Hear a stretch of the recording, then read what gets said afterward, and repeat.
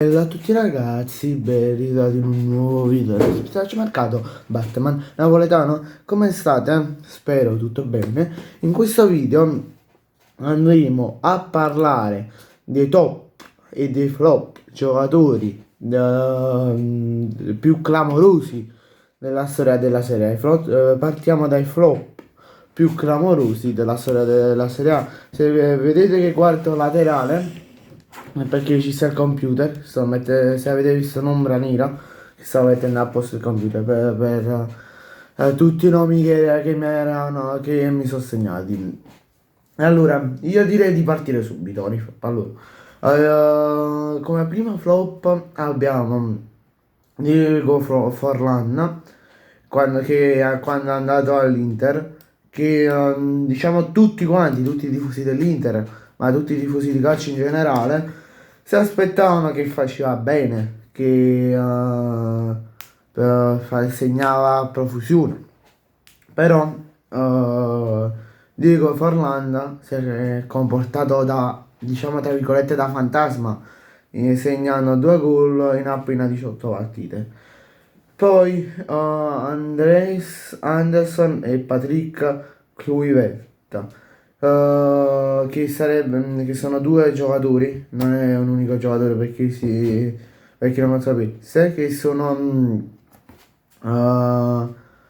dei flop, dove diciamo il Milan riprovò, diciamo, cioè cercò di mandarli in prestito per farli, tra virgolette, crescere e farli migliorare, ma sono due nomi che hanno fallito entrambi. Poi abbiamo Rivaldo, Milan, che è stato campione pallone d'oro nel 2002, però diciamo non riuscì ad esprimersi dai tanti infortuni e dall'acquisto di Kakà dall'acquisto di Kakà.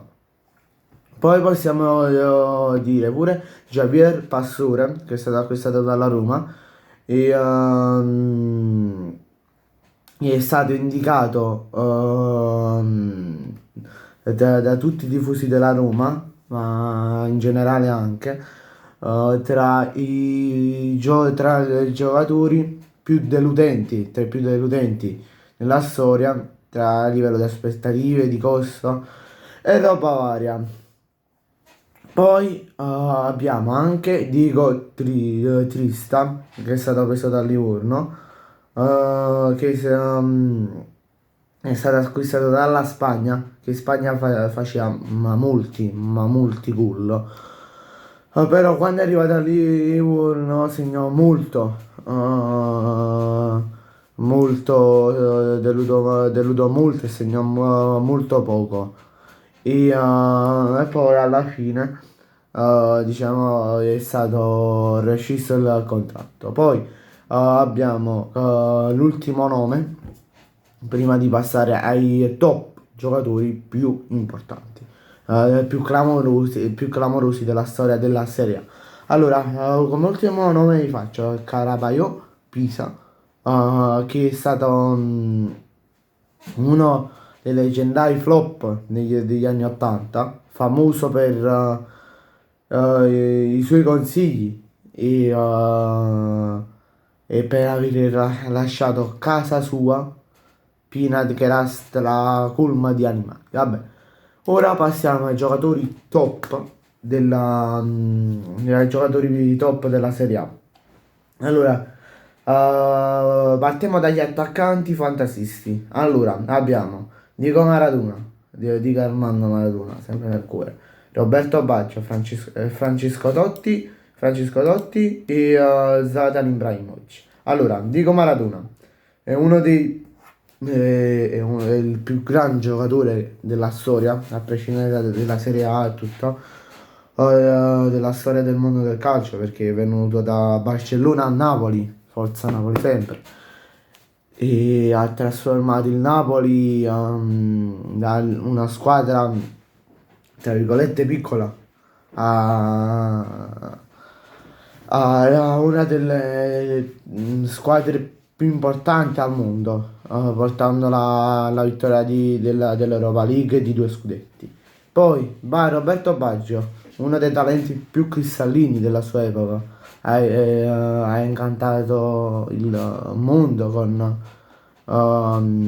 le sue maglie, con le maglie che ha indossato, con le prestazioni che ha indossato. Lui ha giocato nella Juve, Fiorentina, poi Brescia se non erro, e poi l'ultima mi sfugge.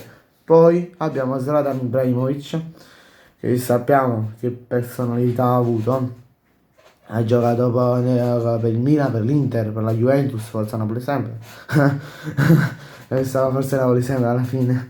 Poi ha giocato per il Barcellona in America, è andato in America.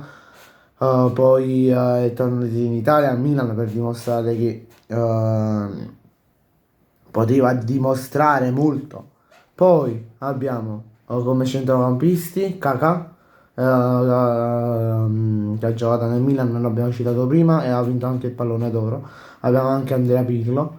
Poi come difensori Paolo Maldini, Javier Zanetti, e come portiere Gianluigi Buffon, poi Casillas e altri.